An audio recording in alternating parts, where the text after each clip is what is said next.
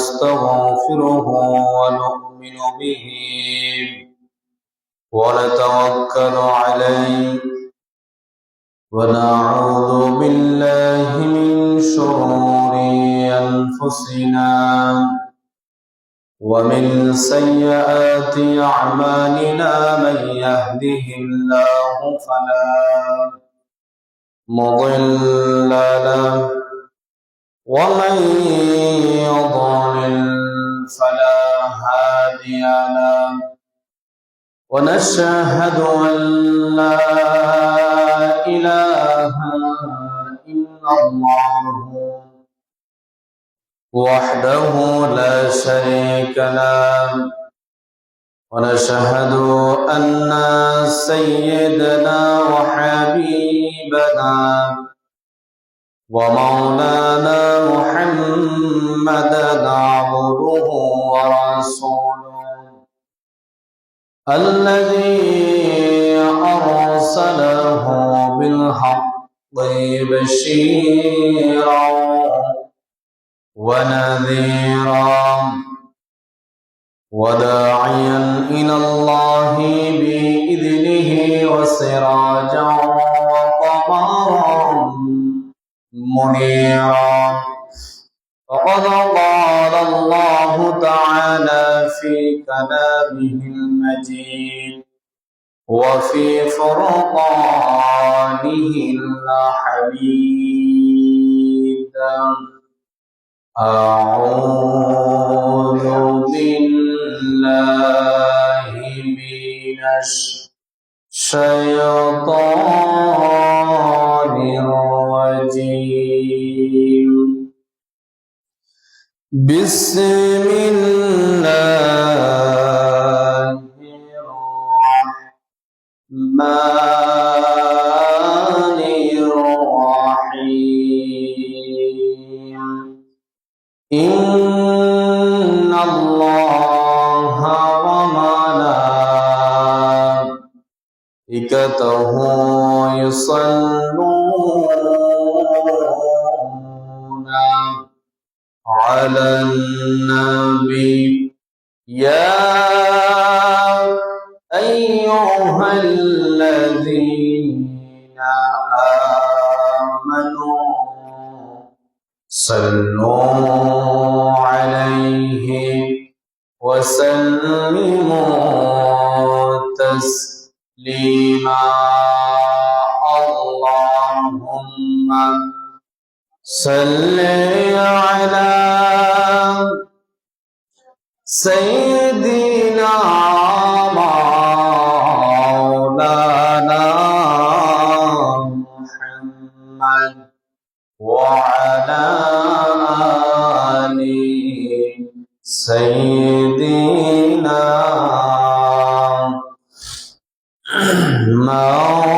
مولانا محمد بلغ العلا بكماله كشف الدجى بجماله حسنت جميع خصاله صلوا عليه وآله ওগো কামলি ওয়ালা তুমি মদিনা ওয়ালা ওগো কামলি ওয়ালা তুমি মদিনা ওয়ালা তোমারি জন্যে জগত জালা কামলি ওয়ালা তুমি মদিনা ওয়ালা ওগো কামলি ওয়ালা তুমি মদিনা ওয়ালা তুমি প্রাণের নবী তুমি ধ্যানের ছবি तुम्हारी जन्ने जगत उजाला कामली वाला তুমি মদিনা वाला हो गो कामली वाला তুমি মদিনা वाला পড়েন আমিন।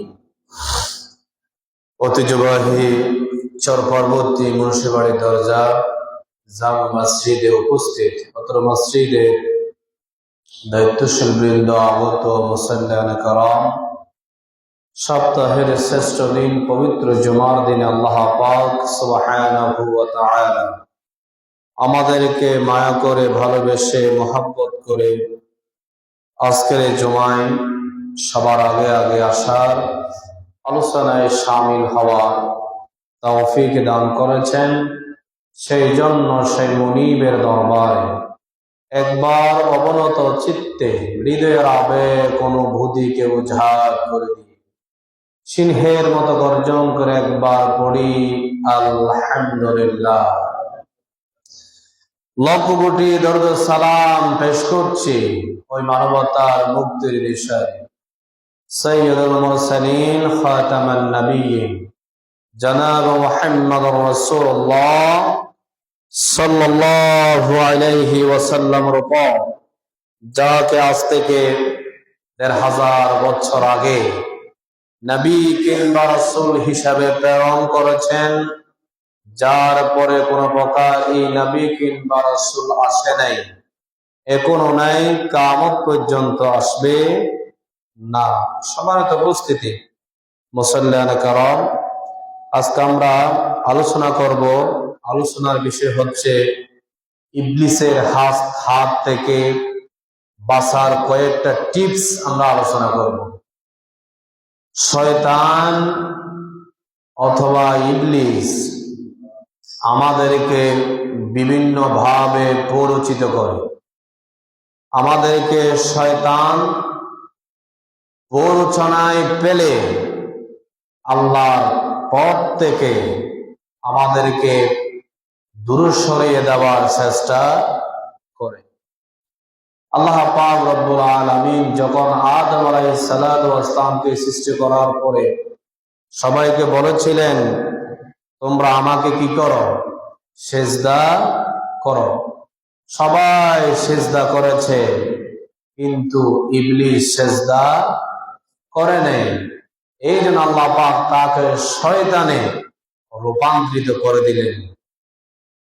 আর এই শয়তান, যে ইবলিস আমাদেরকে পরিচিত করে, তিনি শয়তান বানানোর পরে আল্লাহকে একটা আবদার করেছে। কি করেছে?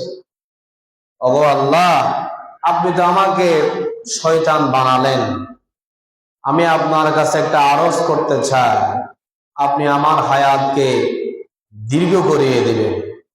আল্লাহ পাক শয়তানের দোয়া কবুল করে নিলেন, তাকে দীর্ঘ হায়াত দান করেছেন। এরপরে হায়াত দেওয়ার পরে শয়তান এবার আল্লাহ রাব্বুল আলামিনকে বলতেছে, এবার তো পাইলাম হায়াত, এবার শুধুমাত্র আপনার উম্মত, আপনার বান্দাদেরকে আমি শুধু প্ররোচনায় পেলে, কুমন্ত্রণা দিয়ে তাদেরকে আমি ইবাদত থেকে, আপনার পথ থেকে দূরে সরানোর জন্য চেষ্টা করব। নাউযুবিল্লাহ বলবেন না?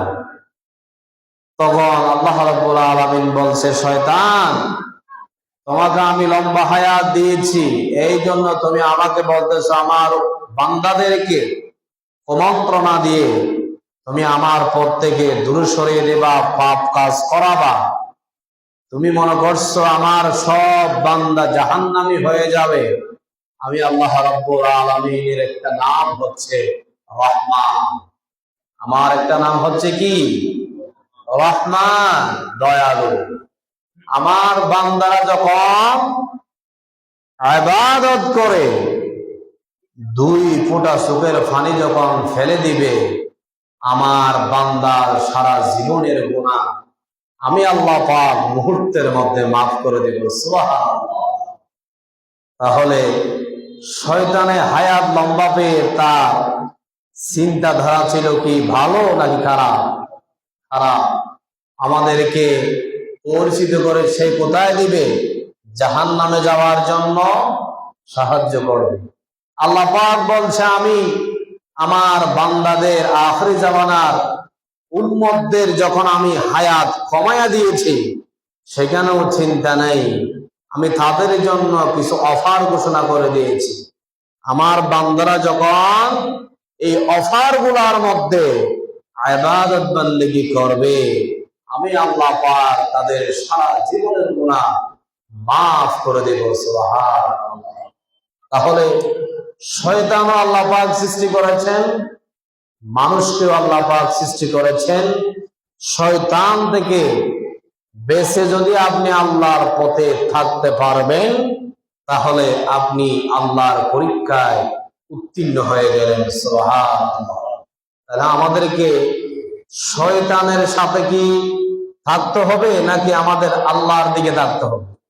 আল্লাহর পথে, আল্লাহর কথার দিকে আমাদেরকে থাকতে হবে। তারপরও আল্লাহ পাক বলছে, তোমাদেরকে বিভিন্ন ভাবে শয়তান পরিচিত করবে। আমি কোরআন এবং হাদিস থেকে কয়েকটা টিপসের কথা বলবো।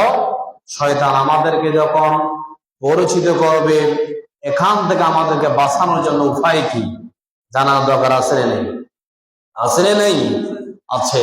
এই জন্য আমরা আজকে সংক্ষেপে আলোচনার মধ্যে এগুলা জেনে নিব। এই আলোচনা আমি 2 বছর আগে একবার করেছিলাম, হয়তো কারো মনে আছে, কারো মনেও নেই। কিছু আলোচনা বারবার করতেই হয়, যেগুলো আমাদের সাথে সাংঘর্ষিক, অনেকে ভুলে যায়। এই জন্য এই আলোচনা হয়তো অনেকের মনেই থাকতে পারে।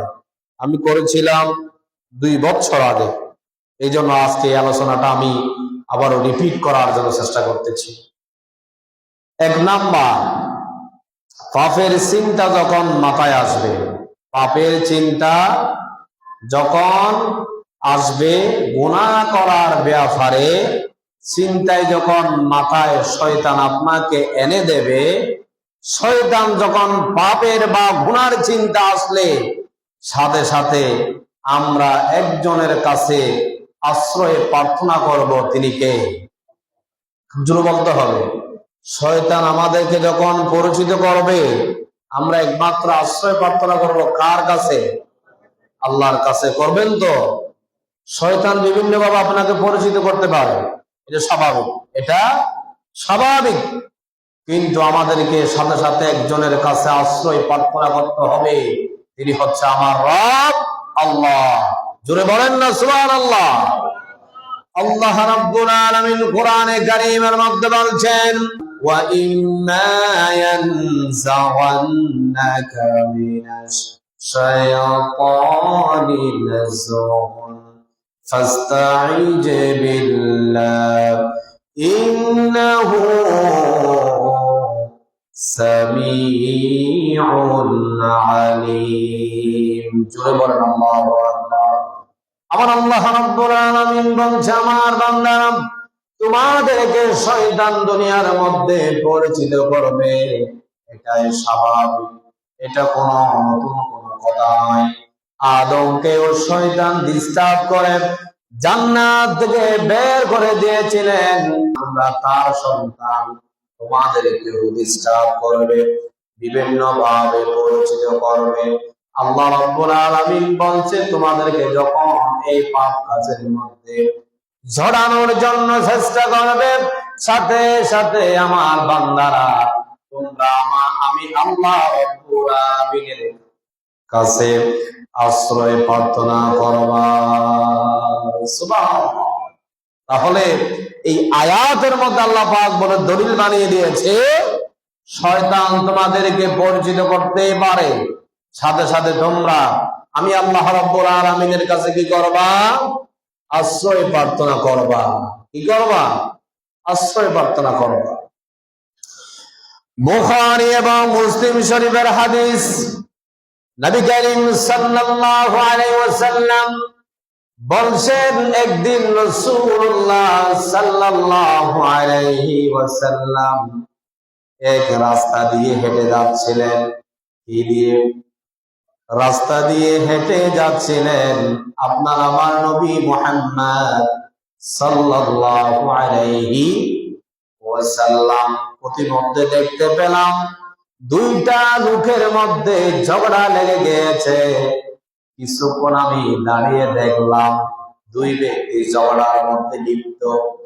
ঝগড়া করতে করতে প্রথমে কথা কাটাকাটি হয়, কথা কাটাকাটি করতে গিয়ে এক পর্যায়ে ধরাধরি হয়ে যায়, মারামারি হয়ে যায়। হুট করে তো একেবারে মারামারি হয় না, ঠিক কিনা? রাসূল ইসলাম বলছে আমি যখন এক রাস্তা দিয়ে হেঁটে যাচ্ছিলাম দুইজন লোকের মধ্যে ঝগড়া লেগে গিয়েছে। তাদের মধ্যে একেবারে দুইজনে রাগান্বিত হয়ে একজন একেবারে অশ্রাব্য ভাষায় গালিগালাজ করতেছে। এইরকম আমাদেরকেও হয় কিনা? যখন বেশি রাগ উঠে যায় মুখ দিয়ে খারাপ ভাষা বের হয় কিনা? একটু বলেন না। এটা তো নতুন কথা নয়, আমরা তো সবসময় দেখি দুইজন লোকের মধ্যে যখন ঝগড়া লেগে যায় তাদের মুখ দিয়ে সুন্দর ভাষা বের হয় না, মুখ দিয়ে খারাপ ভাষা বের হয়। রাসূল সাল্লাল্লাহু আলাইহি ওয়াসাল্লাম বলছে দুই লোকের মধ্যে যখন ঝগড়া লেগে গিয়েছে দুইজনে রাগান্বিত হয়ে একেবারে খারাপ ভাষা বের হচ্ছে, রাসূল সাথে সাথে গিয়া তাদেরকে বলছে এবার থামো, অনেক হয়েছে। এভাবে গালাগালি করা, খারাপ ভাষা ব্যবহার করা এটা তো সমুচিত নয়, এটা তো ভালো নয়। আমি রাসূল তোমাদেরকে একটা দোয়া শিখিয়ে দিব, এই দোয়াটা যখন তোমরা পড়বা আল্লাহ পাক তোমাদের রাগকে মুহূর্তের মধ্যে ফানি করে দিবে। সুবহানাল্লাহ। রাসূল বলছে তোমাদেরকে আমি একটা দোয়া শিখিয়ে দিব, এই দোয়াটা পড়লে তোমাদের রাগ কি হয়ে যাবে? কমে যাবে, আর ঝগড়াটা হবে না। এখন তো আমরা দেখি রাগ উঠলে নিজের স্ত্রীকে পর্যন্ত তালাক দিয়ে দেয়, এরকম আছে না নাই? অনেক আছে মা বাবার সাথে কি ভাষা ব্যবহার করতে হয় সেটাও জানে না, রাগের মাথায় অনেক খারাপ ভাষা ব্যবহার করে ফেলে। মা বাবার সন্তান মা বাবার সাথে ব্যবহার করতে খুব সতর্ক থাকতে হবে। দুনিয়ার মধ্যে তোমার জন্য একজন জিন্দা ওলি যদি তোমরা দেখতে চাও, তোমাদের মা বাবা হচ্ছে সন্তানের জন্য বড় আউলিয়া। সুবহানাল্লাহ। আমরা দেখো বিভিন্ন মাজারে গিয়ে বিভিন্ন অলির দরবেশে গিয়ে আমরা হাজির হয়ে যাই, ঘরের মধ্যে মা বাবার তেমন খোঁজ খবর রাখে না। এইরকম মানুষ আছে না নাই? আছে। আল্লাহ রাব্বুল আলামিন বলছে আমি এবং আমার রাসূলের পরে আমি 3 নম্বরে স্থান করে দিয়েছি। সম্মানের পাত্র হলো তোমাদের মা বাবা ছাড়া আর কেউ হতে পারে না। আল্লাহু আকবার। তাহলে এই জন্য রাগের কথা বলছিলাম, রাগের মাথায় আমরা স্ত্রীদেরকেও তালাক দিয়ে দেয়। তালাক দেওয়া এটা হচ্ছে একেবারে নিকৃষ্ট একটা কাজ, নিকৃষ্ট একটা কাজ। কাজের মধ্যে যে নিকৃষ্ট থাকে সেটি হচ্ছে তালাক দেওয়া। কি দেওয়া? কিছু কিছু ক্ষেত্রে কিন্তু আবার তালাক দিতেই হয়, এটা শরীয়ত আপনাকে না করে নেই। যদি ইসলামের সাথে সাংঘর্ষিক হয়ে যায়, স্ত্রী আপনার সাথে যদি আপনার কথার সাথে যদি মিল না থাকে, স্ত্রীর কাছে যদি অসৎ চরিত্র পাওয়া যায়, তাহলে ইসলাম বলে তুমি একটা তালাক দিয়ে তাকে বাপের বাড়িতে পাঠিয়ে দাও।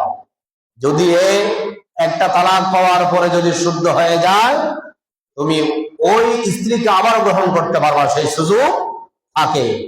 এরপরেও যদি ভালো হবে বলে যদি আপনার বাড়িতে এসেছে, আপনার স্ত্রী দেখা যাচ্ছে আগের চরিত্রের মধ্যে ও থেকে গিয়েছে, আবার তুমি 2টা তালাক দিয়ে তাকে তার বাপের বাড়িতে পৌঁছে দাও, যাতে করে দাফে দাফে কেন বলেছে ওই ব্যক্তি একটু সংশোধন হওয়ার জন্য যেন সময় পায়।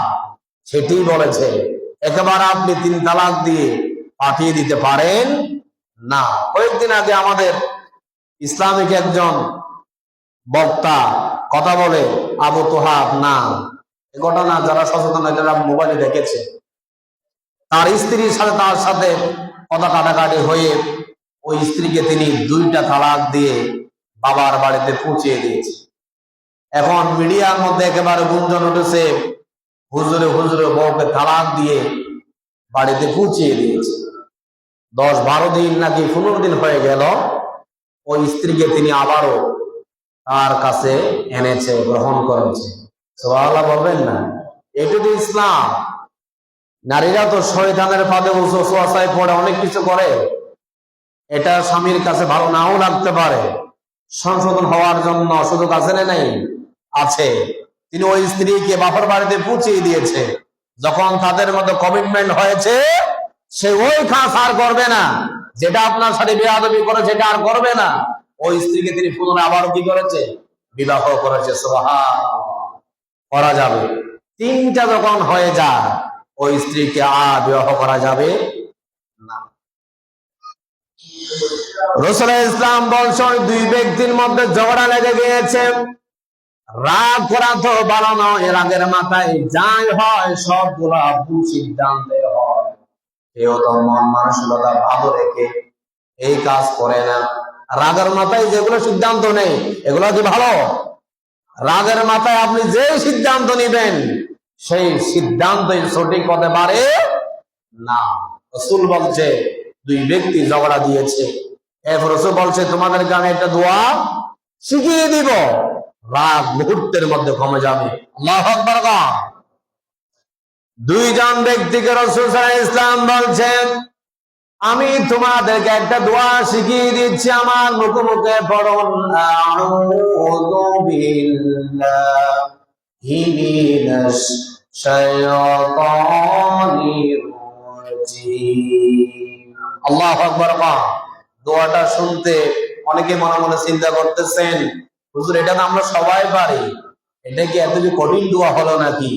দোয়াটা যদি আপনার শুনতে যদি একেবারে যদি নরমাল হয়, আপনি এটা আজকে থেকে পরে দেখবেন আপনি খারাপ চিন্তা মাথায় এসেছে, হয়তো রাগান্বিত হয়ে পড়েছেন, এই বিসমিল্লাহ দোয়াটা যদি আপনি 2 বার পড়ে নেন, সাথে সাথে আপনার রাগ, আপনার যে কুমন্ত্রণা দেয় শয়তান, সেইটা আপনার থেকে কন্ট্রোলে চলে আসবে। সুবহানাল্লাহ।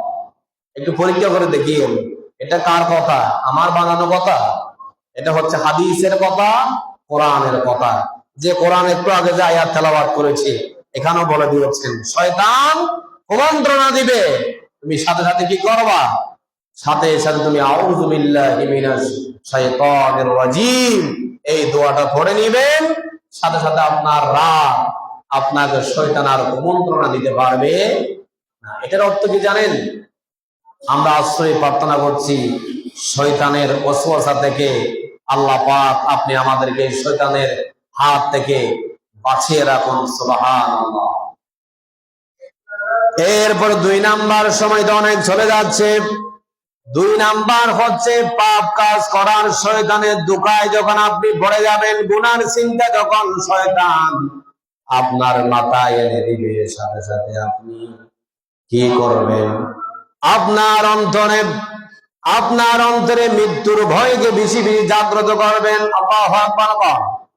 শয়তান যখন আপনাকে কুমন্ত্রণা দিবে, আপনাকে পাপ কাজ করার জন্য যখন ধোঁকা নেবে, সাথে সাথে আমরা কি স্মরণ করব? মৃত্যুকে স্মরণ করব। বেশি বেশি মৃত্যুকে স্মরণ করার জন্য বলেছেন। কেন বলেছেন? আমার মতো আপনার মতো অসংখ্য মানুষ এখনো দুনিয়ার জমিনে বেঁচে আছে, আর কেউ এখনো বেঁচে নাই, কবরস্থ হয়ে গিয়েছে। আপনার বয়স 60 বছর, 70 বছর হয়ে গিয়েছে। আপনার সমান যে ব্যক্তি ছিল, আপনার হায়াত এখন 70 বছর, 30 বছর 40 বছর আগে আপনার ভাই, আপনার বন্ধু দুনিয়ার জমিন থেকে বিদায় হয়ে গিয়েছে। এরকম আছে না? আছে। এই জন্য শয়তান যখন আপনাকে ধোঁকা দিবে পাপ কাজ করার জন্য, বেশি বেশি আমাদেরকে মৃত্যুকে স্মরণ করতে হবে। কবরস্থানের পাশে গিয়ে একটু দাঁড়াবেন, এখানে জিয়ারত করে করে চিন্তা করবেন, অমুক আমার চাচা, অমুক আমার ভাই, অমুক আমার ছেলে, অমুক আমার পার্শ্ববর্তী ভাতিজা, সেই তো বয়স বেশি হয় নাই, 30 বছরে চলে গিয়েছে, 40 বছরে চলে গিয়েছে, কোন সময় জানি আমার রব আমাকে ডাক দিয়ে দেয়, আমি কেন এখনো পাপের কাজের মধ্যে নিয়ে যেতে আসি, আজকে তওবা করে নিলাম, এই পাপ কাজ আর করব না। এই জন্য 2 নম্বর পয়েন্ট হচ্ছে, যখন শয়তান আপনাকে বেশি বেশি পরিচিত করবে গুনার কাজ করার জন্য, সাথে সাথে আমরা কি করব? মৃত্যুকে স্মরণ করব। কাকে? মৃত্যুকে স্মরণ করব। এরপরে আসেন, পাপ কাজ করার কোন গুনাহের চিন্তা যদি আপনার মাথায় চলে আসে, সঙ্গে সঙ্গে আপনার হৃদয়ে, আপনার অন্তরে যার ভয় জাগ্রত করবেন, সেটি হচ্ছে কার ভয়? আল্লাহর ভয়। কাকে? আল্লাহকে ভয় করতে হবে। এটা আমার মুখের কথা না, আল্লাহ রাব্বুল আলামিন সূরা আরাফের 201 নম্বর আয়াতে দলিল দিচ্ছেন, ইন্নাল্লাযীনা তাকাউ ইযা মাসসাহুম তাইফুম মিনাশ শাইতানি তাযাক্কারু ফাইযা হুম মুবসিরুন। আল্লাহু আকবার। আল্লাহ পাক বলছেন, নিশ্চয় যারা আল্লাহকে ভয় করে, শয়তানের কোন ধোঁকা, শয়তানের কোন প্ররোচনায় যখন পরিচিত করে, সঙ্গে সঙ্গে তারা আল্লাহকে ভয় করে। কাকে? আল্লাহকে ভয় করে। আপনি একটা পাপ কাজ করতেছেন, যাবেন, এই মুহূর্তে আপনি স্মরণ করবেন কাকে?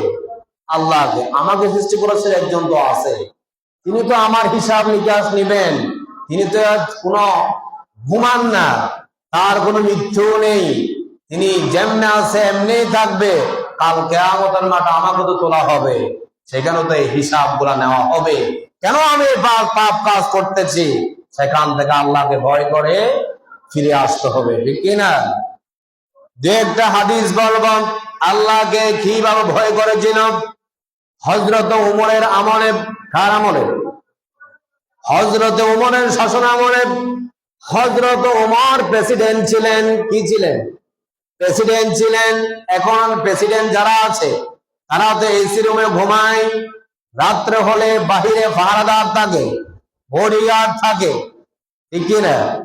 কিন্তু হযরত ওমর ফারুক রাদিয়াল্লাহু তাআলা তিনি প্রেসিডেন্ট ছিলেন, কিন্তু তিনি দিনে ঘুমাতেন, রাতে পাহারা দিতেন। আল্লাহু আকবার। হযরত ওমর ফারুক তিনি দিনে ঘুমাতেন, রাতে কি করতেন? চৌকিদারির দায়িত্ব পালন করতেন। হযরত ওমর ফারুক যেতে যেতে একটা বাসার মধ্যে দেখা যাচ্ছে সেরাক জ্বলতেছে। কি জ্বলতেছে? সেরাক জ্বলতেছে। এমনি কিন্তু খারো বাড়িতে আপনি একেবারে উকি মেরে দেখবেন, এটা ইসলামে কিন্তু সাপোর্ট করে না। ইসলামে সাপোর্ট করে না। যদি আপনি দায়িত্ববান ব্যক্তি হন, আপনার জন্য কিন্তু জায়েজ আছে। কেন?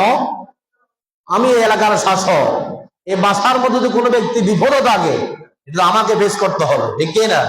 এই জন্য কিছু কিছু ক্ষেত্রে আপনাদের কি করতে হবে? উকি মারি দেখাও লাগবে। হযরত ওমর এক বাসার সামনে গেল, দেখা যাচ্ছে তখনকার সময় এত বিল্ডিং ছিল না, ছাউনি, ভেড়ার ঘর সব দেখা যেত। দেখা যাচ্ছে সেরাক জ্বলতেছে, মা মেয়ে দুইজন দুধ কি করতেছে? দুধ গুলা মাপতেছে। দুধ দহন করে তারা রাত্রে কি করতেছে? মাপতেছে। এখন মা বলতেছে মেয়েকে, ও আমার মা, তুমি একটা কাজ করো, আজকে দুধ পেয়েছে কম, এই দুধের মধ্যে হালকা পানি ঢেলে দাও, হালকা পানি দিলে দুধগুলা আরো বেশি দেখা যাবে, আরো যদি এক ফাওয়া যদি বেড়ে যায়, তাহলে আমরা 20 টাকা বাড়তি পাবো। কি পাবো? 20 টাকা বাড়তি পাবো। মেয়ে বলতেছে, মা, এটা হচ্ছে উমরের দেশ। এটা কার দেশ? উমরের শাসনামল। আপনি কি বলতেছেন? এই কাজ করলে যদি খবর উমরের কাছে যায়, আমরা মা মেয়ে দুইজনকে তো গ্রেফতার করে শাস্তির আওতায় নিয়ে আসবে। মা বলতেছে, আহারে কি বলো, রাত অনেক হয়েছে। উমর ঘুম না গিয়ে কি আমাদের বাসার সামনে এসে দেখতেছেন নাকি? তখন উমর কোথায়? বাসার পাশে। উমর কোথায়? বাসার পাশে। এখন মা যখন এই লজিকটা বলল উমর এখন আসবে না, তখন মেয়ে বলতেছে, মা হয়তো উমর এখানে আসবে না, উমর এখানে আসবে না, কিন্তু উমরের একজন মালিক আছে, আপনার আমার একজন মালিক আছে, তিনিও তো ঘুমান না, তিনি তো সবকিছু দেখেন, সবকিছু শোনেন, তিনিও তো কিন্তু এটা কিন্তু যদি জেনে যা, কাল কিয়ামতের ময়দানে তার আদালতে আমাদেরকে অবশ্যই হিসাব দিতে হবে। আল্লাহু আকবার বলবেন না? তাহলে ওই মেয়েটার মনের মধ্যে ভয় ছিল কার? মেয়েটার মনের মধ্যে ভয় ছিল কার? আল্লাহ। সাথে সাথে মেয়ের মাটা চিন্তা করে বলল, আরে কথা তো ঠিক, আসলে এখানে যে আমরা কাজ করি, ওই উমর যদি নাও দেখি, উমরের মালিক আপনার মালিক আমার মালিক, তিনিও তো ঘুমান না, তিনি তো এটা হিসাব নিবে। আল্লাহু আকবার। এরপরে যে এখন এই যে ক্যামেরা, যে মোবাইল, এখানে রেকর্ড হচ্ছে, রেকর্ড হচ্ছে, এই মোবাইলের মধ্যে আমাদের ফার্স্ট থেকে লাস্ট পর্যন্ত যে কথাগুলো বলতেছি সবগুলা কি হচ্ছে? রেকর্ড হচ্ছে। এই মোবাইলটা বানিয়েছে কে? মানুষ। মোবাইলটা বানিয়েছে কে? বোঝানোর জন্য বলতেছি, মোবাইলটা বানিয়েছে মানুষ, যে মানুষ আল্লাহ সৃষ্টি করেছে, যে মানুষ আল্লাহ সৃষ্টি করেছে। আর এই মানুষের বিভিন্ন সিসি ক্যামেরাও বানিয়েছে। আমরা ঘরে, বাজারে, ঘাটে সিসি ক্যামেরা লাগাই কিনা? লাগাই। মাল যদি চুরি হয়, টাকা যদি চুরি হয়, যাতে সহজে শনাক্ত করা যায়। কি করা যায়? শনাক্ত করা যায়। আর যিনি আল্লাহ পাক মানুষকে বানিয়ে তাদের ব্রেইনে একটা ক্যামেরা বানানোর যে ক্ষমতা দিয়েছে, তার কাছে কি আপনার আমার গোপন পাপের যে কাজগুলা ক্যামেরা রেকর্ড হচ্ছে না? অবশ্যই হচ্ছে। এর সে আরো কোটি কোটি গুণ হওয়ার পর ক্যামেরা দিয়ে যিনি দেখেছেন, তিনি হচ্ছে আমার রব আল্লাহ। সেদিকে যদি একটা চিন্তা করেন, পাপ কাজকে আর করা যাবে? যাবে না। এই জন্য আমাদেরকে সবসময় ভয় করতে হবে কাকে? আল্লাহ। আর একটা হাদিস বললাম, হযরত আব্দুল্লাহ ইবনে উমর, উমরের সন্তান আব্দুল্লাহ, উমরের সন্তান আব্দুল্লাহ একদিন কাফেলা নিয়ে যাচ্ছিলেন। হযরতে আব্দুল্লাহ ইবনে উমর তার কাফেলা নিয়ে যাওয়ার সময় প্রতিমধ্যে তারা খানা পরিবেশন করতেছে, তাদের খিদা লেগে গিয়েছে। আব্দুল্লাহ ইবনে উমর সহপাঠীদেরকে নিয়ে খানা পরিবেশন করার জন্য বসে গেলাম। এই মুহূর্তে তাদের পাশ দিয়ে একজন রাকাল চলে যাচ্ছে। কি রাকাল? রাকাল তারা কি বড় লোক হয় না গরিব লোক? আমার কাছে টাকা নাই বিদায় তো আমি গরিব, বিদায় তো আল্লাহর কাছে দাসের কাজ করতেছি, গোলামি করতেছি। ওই রাখাল চলে যাচ্ছে। আব্দুল্লাহ ইবনে উমর ডাক দিয়েছে, এই রাখাল এদিকে আসো। রাখাল এসেছে, আসার পর বলছে, আমরা তো, তুমি তো গরিব মানুষ, আমরা এখন ভালো তরকারি দিয়ে খাবার পরিবেশন করতেছি, তুমি আমাদের সাথে খাবারের মধ্যে শামিল হয়ে যাও। সুবহানাল্লাহ। আব্দুল্লাহ ইবনে উমর যখন একথা বলেছে, ওই রাখাল বলছে, না আমি তো পারি না খানা খেতে। কেন পারবো না? এই জন্য পারবো না, আমি আজকে নফল রোজা রেখেছি। সুবহানাল্লাহ।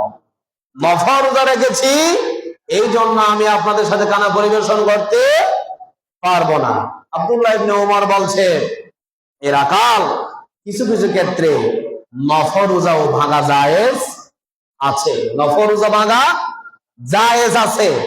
যদি আপনি যাচ্ছেন সফরে, আপনার লং ট্যুর ছিল, রেখেছেন কি রোজা, দেখা যাচ্ছে আপনি এই মুহূর্তে যদি কিছু নাও খান, আপনার শরীরের ভিন্নতা ঘটার সম্ভাবনা আছে, তাহলে আপনি ওই রোজা ভাঙতে পারবেন। নফল রোজা। কি রোজা? নফল রোজা। এই হাদিসটা বলে ওনাকে নসিহত করতেছে কে? আব্দুল্লাহ ইবনে উমর। তিনি বলছে, আপনি যেটাই বলেন, আমি এই খানার জন্য এই রোজা ভাঙতে পারি না, আমি কিন্তু একমাত্র আল্লাহকে ভয় করে এই রোজা রেখেছি। সুবহানাল্লাহ। এরপর আব্দুল্লাহ ইবনে ওমর ওই ব্যক্তিকে আরো পরীক্ষা করার জন্য এরাদা করেছেন। আব্দুল্লাহ ইবনে ওমর বলছে, ওরা কাল তোমাকে আমি আরো পরীক্ষা করব। তখন রাখালকে বলছে, ওরা কাল তোমার যে তুমি যে পশু পাখি, তুমি যে পশুগুলা কি করতেছ, ছড়াচ্ছ, এখান থেকে আমাকে একটা কি করো, বিক্রয় করো। রাখাল বলছে, আমি তো বিক্রয় করতে পারবো না, এটা তো আমার জিনিস না, আমি আরেকজনের কাছে গোলামি করতেছি, আরেকজনের কাছে আমি চাকরি করতেছি, এই ছাগলটা আমার না, এখান থেকে বকরি আপনাকে আমি বিক্রয় করতে পারি না। আব্দুল্লাহ ইবনে উমর বলছে, ও রাখাল, এতগুলা ছাগলের মধ্যে তোমার মুনিব হয়তো জানবে না একটা ছাগল কোথায় গেছে, তুমি আমাকে একটা ছাগল কি করো, বিক্রয় করো, তোমাকে আমি উচিত দাম দেব। দাম দেওয়ার পরে ছাগলকে জবাই করা হবে, জবাই করার পরে ছাগল থেকে তোমাকে ইফতার করে খাওয়ার জন্য কিছু মাংস হাদিয়া করব। তখন রাখাল বলছে, ও আব্দুল্লাহ ইবনে ওমর, আমি তো এই ছাগল বিক্রয় করতে পারি না, হয়তো আমার মুনিব জানবে না, এতগুলা ছাগল থেকে একটা ছাগল আমি বিক্রয় করে ফেলব, আমার মুনিব হয়তো জানবে না এই ছাগলের মালিক এবং আমার মালিক, তোমার মালিক যিনি একজন আছে, তিনি তো অবশ্য এটা সব কিছু দেখতেছেন। সুবহানাল্লাহ। বলছে, আমি তো হয়তো এখান থেকে একটা ছাগল বিক্রয় করে দিব, আমার এই ছাগলের মালিক জানবে না, কিন্তু আপনার মালিক, আমার মালিক যিনি আছে, তিনি তো সব দেখতেছেন, আর আদালত তো আমাকে কাল কিয়ামতের মাঠে হিসাব দিতে হবে। তাহলে উনি ভয় করছিল কাকে? আল্লাহকে। তাহলে আমরাও এরকম ভয় করতে পারি না? পারি কিনা? পারি। আমাদেরকেও এইভাবে শয়তান যখন পরিচিত করবে, সাথে সাথে আমরা ভয় করব কাকে? আল্লাহকে। এরপরে আসেন 4 নাম্বার, নফসের গোলামি ছাড়তে হবে। কার গোলামি? নফসের গোলামি ছাড়তে হবে। নফস আবার 3 প্রকার। নফস কয় প্রকার? নফসে আম্মার, নফসে লাওয়ামা, নফসে মুতমাইন্না। নফসে আম্মার কার হয়? নফসে আম্মার হলো শুধু গুনার দিকে ধাবিত করে, গুনার কাজ করার জন্য আপনাকে উৎসাহিত করবে, যাওয়ার জন্য উদ্বুদ্ধ করবে, এটা হলো নফসে আম্মার। নফসে কি? আম্মার। 2 নাম্বার হচ্ছে নফসে লাওয়ামা। গুনাহ করার পরে অনেক ব্যক্তি আছে অনুতপ্ত হয়, আছে নাই? গুনাহ করেছে, গুনাহ করার পর আবার চিন্তা করে, আহারে কেন এত বড় গুনাহ করলাম, চোখ দিয়ে পানি চলে যায়, মসজিদে এসে তাহাজ্জুদে নামাজ পড়ার জন্য মসজিদে চলে আসে, রাতের 3টা বাজে মসজিদে এসে তিনি একা একা নামাজ পড়ে আল্লাহর কাছে তওবা করে, ও আল্লাহ পাক, নিজের অজান্তে একটা ভুল করে ফেলেছি, আমার তো বড্ড ভয় লাগতেছে, আপনি আমাকে মাফ না করলে আর কে করবে? মাফ করার মতো আর কোন দুনিয়ার মধ্যে আমার গুনাহ মাফ করার জন্য ব্যক্তি নাই। সুবহানাল্লাহ। সাথে সাথে অনুতপ্ত হয়, এটাকে হচ্ছে নফসে লাওয়ামা বলা হয়। নফসে কি বলা হয়? লাওয়ামা। 3 নাম্বার নফস হলো নফসে মুতমাইন্না, যে নফস আপনাকে শুধু ভালো কাজ করার জন্য ধাবিত করাবে। আল্লাহু আকবার। আল্লাহ রাব্বুল আলামিন কোরআনে কারীমের মধ্যে বলছেন, ইয়া আইয়াতুহান নাফসুল মুতমাইন্না ইরজিই ইলা রাব্বিকি রাদিয়াতাম মারদিয়াহ ফাদখুলি ফি ইবাদি ওয়াদখুলি জান্নাতি। আল্লাহু আকবার। এই কোরআন শরীফের আয়াত। এখানে বলছে, ইয়া আইয়াতুহান নাফসুল মুতমাইন্না, হে প্রশান্ত আত্মা, হে প্রশান্ত আত্মা, তুমি সারা জীবন তো ভালো কাজ করেছো, আজকে দেরি করে লাভ নাই, তোমার জন্য জান্নাতের দরজা খুলে দেওয়া হয়েছে। জান্নাতে যারা যাবে তাদের সাথে তুমিও জান্নাতে প্রবেশ করে নাও। সুবহানাল্লাহ। তাহলে আমরা যখন ভালো কাজ করব, আল্লাহ পাক আপনাকে জান্নাতে যাওয়ার মিছিলে শামিল করে জান্নাতে দাখিল করায় দেবেন। সুবহানাল্লাহ। এরপরে আসেন 5 নাম্বার হরাম। কখনো একা একা থাকবেন না। একা একা থাকলে শয়তান বেশি পরিচিত করে, কথাটা একেবারে স্পষ্ট সত্য। যারা একা একা থাকে তাদের মাথার মধ্যে শুধু খারাপ কাজ করার জন্য চিন্তা আছে না নেই? আছে। অলসতা খুব খারাপ জিনিস। এই জন্য কোনো কাজকর্ম না থাকলে একা একা কোনোদিন শুয়ে থাকবেন না। একা একা শুয়ে না থেকে অন্তপক্ষে বাহিরে হাঁটাহাঁটি হলেও করবেন, তাহলে আপনার থেকে কোনোদিন খারাপ চিন্তা আসবে না। এই জন্য আমরা একা একা কেউ থাকবো না। আমরা একা একা থাকলে শয়তান আমাদেরকে বেশি কি করবে? পরিচিত করবে, গুনাহ কাজ করার জন্য আমাদেরকে উদ্বুদ্ধ করবে। 6 নাম্বার, গুনার উপকরণ থেকে আমাদেরকে বিরত রাখতে হবে। গুনার উপকরণ কি হতে পারে? গুনার উপকরণ হতে পারে আপনার যেই ইলেকট্রিক যেগুলো আমাদের জিনিসপত্র বের হয়েছে এখন, টিভি, এগুলো একটা গুনাহ কামানোর কি যন্ত্র। আপনি যদি সেটিকে ইউজ করেন, ব্যবহার করেন, মোবাইল, এটাও একটা গুনাহ কামানোর কি যন্ত্র। যদি আপনি সেদিকে ব্যবহার করেন, যদি আপনি ভালোর দিকে করেন, এটা ভালোর দিকে যান। যদি আপনি খারাপের দিকে যান, সেটা খারাপের দিকে নিয়ে যান। যদি আপনাকে শয়তান বলে একা একা শুয়ে থাকতে কোনো লাভ নেই, তুমি আজকে ফেসবুকে স্ক্রল করো, বেশি বেশি কি করো, কাউকে পাওয়া যায় কিনা একটা SMS পাঠাও, শয়তান ধোঁকা দিতে পারে কিনা? পারে। শয়তান আপনাকে বলবে তুমি নগ্ন ছবি এখানে দেখো, সেটাও দেখা যায়, ঠিক কিনা? এই জন্য আমাদের সন্তান যারা আছে লেখাপড়া করতেছে, তাদেরকে আমরা অন্তত পক্ষে ইন্টার পাস করার আগ পর্যন্ত এই মোবাইল সেট তাদের হাতে দেওয়া যাবে না। যদি দেন, আপনার সন্তান নষ্টর পথে চলে যাবে। হয়তো আপনার থেকে ভালো লাগতেছে আমার সন্তান এই কাজের মধ্যে জড়িত না, এমন সময় একটা ঘটনা ঘটে ফেলবে, সেই দিন আপনার কপালে হাত দিয়ে 2 চোখ দিয়ে পানি যাবে, চেহারা মানুষকে দেখানো যাবে না। এরকম হয় কি না? হয়। এই জন্য আমাদের সন্তানদেরকে আমরা এই গুনার উপকরণ থেকে বিরত রাখার জন্য কি করব? চেষ্টা করব। 8 নাম্বার, 7 নাম্বার, তথ্য প্রযুক্তি এবং ইন্টারনেটের অপব্যবহার।